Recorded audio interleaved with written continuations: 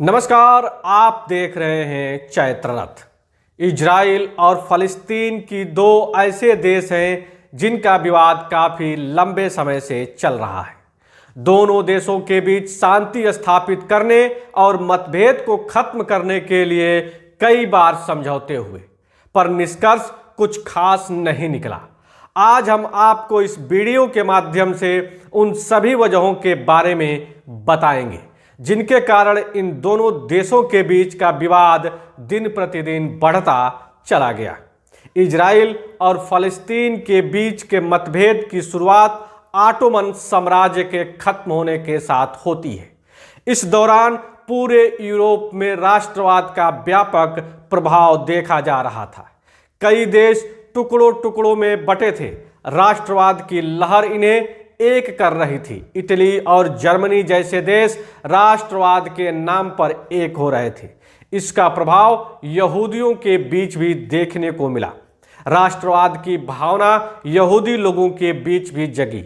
उन्हें अपने पवित्र स्थान पर दोबारा जाकर बसने की लालसा उठी। यहीं से जियोनिस्ट आंदोलन की शुरुआत होती है। 19वीं शताब्दी में यहूदियों की यह पवित्र भूमि फलस्तीन के नाम से जानी जाती थी। इस दौरान पूरे यूरोप में यहूदी बिखरे हुए थे। उनके साथ यूरोप में काफी शोषण होता आया था। जियोनिस्ट आंदोलन के दौरान शुरुआत में छोटे स्तर पर यहूदियों का पलायन फलस्तीन की ओर हुआ। इसके बाद आता है प्रथम विश्व युद्ध का दौर। 1917 में बेलफोर डिक्लेरेशन आया। कई लोगों का मानना है कि बेलफोर डिक्लेरेशन ही वह प्रमुख वजह थी जिसने इजराइल फलस्तीन मतभेद को जन्म दिया। 1917 में प्रथम विश्व युद्ध के दौरान जब ऑटोमन साम्राज्य हारने की कगार पर था, उस समय ब्रिटेन के विदेश मंत्री सर आर्थर बेलफोर ने एक डिक्लेरेशन जारी किया। इस डिक्लेरेशन में यह इंगित किया गया कि ब्रिटेन यहूदियों को उनकी पवित्र भूमि फलस्तीन देगा और वहां उनका पुनर्निवास कराएगा। वहीं दूसरी ओर ब्रिटेन ने चुपके से फ्रांस और रूस के साथ साइक्स-पीकाट एग्रीमेंट पर हस्ताक्षर किया। इसके अंतर्गत उसने पूरे मध्य पूर्व को अलग अलग हिस्सों में बांट दिया और तय किया कि प्रथम विश्व युद्ध की समाप्ति के बाद कौन सा देश किसके हिस्से में जाएगा। इसमें उसने फलस्तीन को अपने हिस्से में रखा।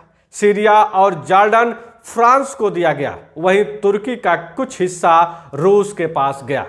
एक तरफ ब्रिटेन ने सामूहिक तौर पर यह कहा कि फलस्तीन हम यहूदियों को देंगे, वहीं दूसरी ओर उसने गुपचुप तरीके से साइक्स-पीको एग्रीमेंट के तहत यह हिस्सा अपने पास रख लिया।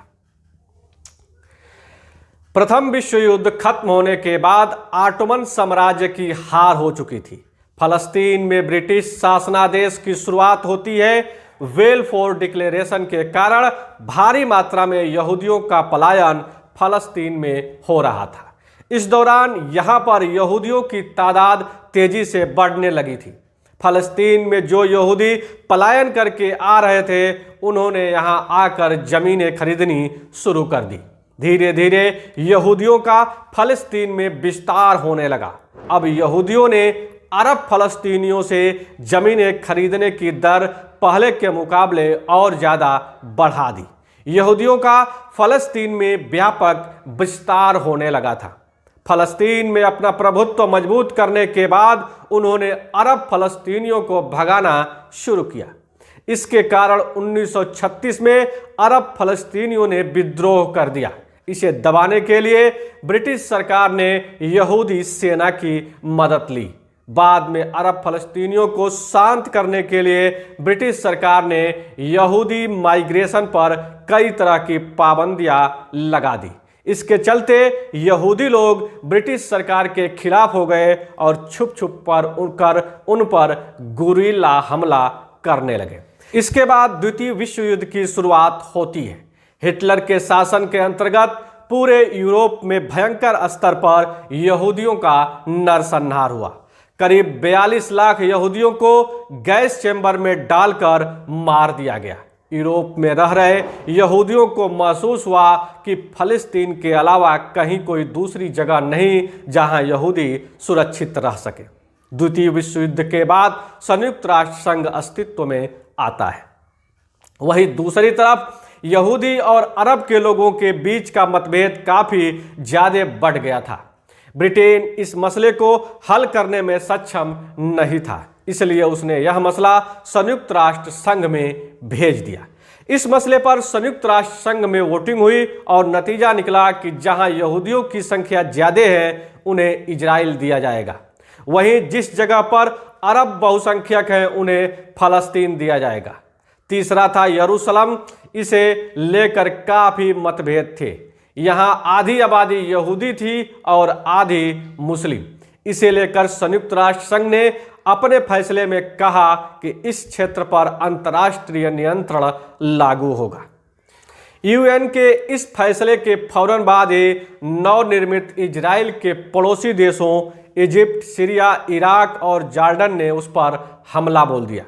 इस युद्ध में इजराइल ने अपना बचाव करते हुए इन चारों देशों को हरा दिया। इस लड़ाई के बाद जॉर्डन के पास फलस्तीन के पूरे वेस्ट बैंक का नियंत्रण आ गया।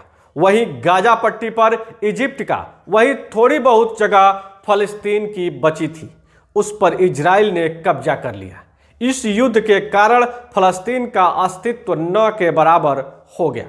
युद्ध में इजराइल ने फलस्तीन के 50% हिस्सों पर कब्जा कर लिया था।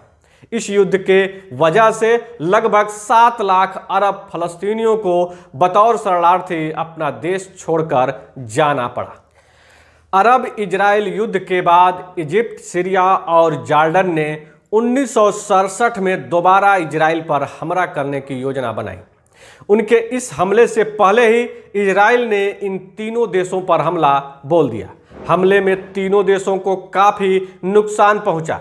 इस युद्ध में इजराइल ने सीरिया से गोलन हाइट, इजिप्ट से गाजा स्ट्रिप और सिनाई पेनिसुला और जॉर्डन से वेस्ट बैंक छीन लिया। बाद में कुछ अंतर्राष्ट्रीय समझौतों के कारण इजराइल को सिनाई पेनिसुला इजिप्ट को वापस करना पड़ा। उधर दूसरी तरफ इजराइल के पास पूरा फलस्तीन कब्जे में था। इस युद्ध को 6 डे वार के नाम से जाना जाता है। इजराइल का फलस्तीन पर पूरा नियंत्रण हो चुका था। इसके बाद फलस्तीनी लोग वेस्ट बैंक पर बढ़ रहे इजरायली सैन्यकरण दमनकारी नीतियों के खिलाफ बोलना शुरू किया। इसी कड़ी में यासिर अराफात ने एक संगठन की शुरुआत की जिसका नाम फलस्तीन लिबरेशन ऑर्गेनाइजेशन था। इस संगठन ने कई छुटमुट बमबारी करी, विदेशों में स्थापित इजरायली एम्बेसी पर हमला किया, इजराइल के कई विमान हाईजैक किए गए। इस दौरान इस देश में हिंसा बढ़ने लगी। तत्पश्चात एक बहुत बड़ा परिवर्तनकारी दौर आता है। दोनों देशों के बीच शांति स्थापित करने के लिए 1993 में ओस्लो एकॉर्ड समझौता होता है। इसमें यह निर्णय लिया गया कि फलस्तीन इजराइल को एक अंतर्राष्ट्रीय देश के रूप में स्वीकार करेगा।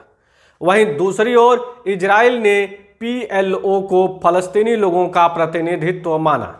इस समझौते में यह भी निर्णय लिया गया कि फलस्तीन सरकार वेस्ट बैंक और गाजा स्ट्रिप को लोकतांत्रिक ढंग से नियंत्रित करेगी। इस समझौते के लिए इजराइल के इट्ज़हाक राबिन और फिलिस्तीन के यासिर अराफात को शांति का नोबेल पुरस्कार भी दिया गया। गौरतलब बात यह है कि समझौता 5 साल के लिए किया गया था। इसके बाद दोबारा शांति समझौते के लिए कैंप डेविड II 2000 में इजराइल और फलस्तीन एक मंच पर आए। दोनों देशों के बीच इस समझौते में कोई खास सहमति नहीं बन पाई। इसके चलते यह शांति समझौता टूट गया। तब से लेकर आज तक दोनों देशों के बीच किसी मुद्दे पर सहमति नहीं बन पाई। दोनों देशों के बीच दोबारा मतभेदों की शुरुआत तब होती है जब कैंप डेविड समझौते के फौरन बाद इजरायली राष्ट्रपति एहूद बराक फलिस्तीनी सीमा में 1000 सैनिकों के साथ टेम्पल माउंट पर जाते हैं। इस कारण फलस्तीनी लोगों का गुस्सा फिर से फूट पड़ता है। नतीजतन दोबारा हिंसक झड़पों की शुरुआत होती है। यह हिंसक गतिविधियां पहले के मुकाबले ज्यादा उग्र थी। इसमें 1000 यहूदियों की जानें गई तो वहीं 3200 फलस्तीनियों की जान से हाथ धोना पड़ा। ये घटनाक्रम सन 2000 से लेकर 2005 तक चलता रहा। इसके बाद 2005 में इजराइल ने अपनी नीतियों में कई बड़े बदलाव किए।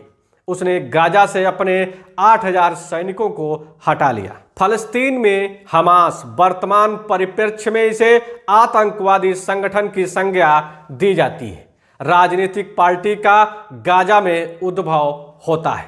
वहीं दूसरी ओर पीएलओ से जुड़ी पार्टी फतह हमास को सरकार में लेने से मना कर देती है। इसके बाद 2003-7 में हमास का पूरी तरह गाजा पर नियंत्रण हो जाता है। इस कारण फतह को वहां से जाना पड़ता है। हमास के उत्थान में फिलिस्तीन की राजनीति में दोहरीकरण आता है।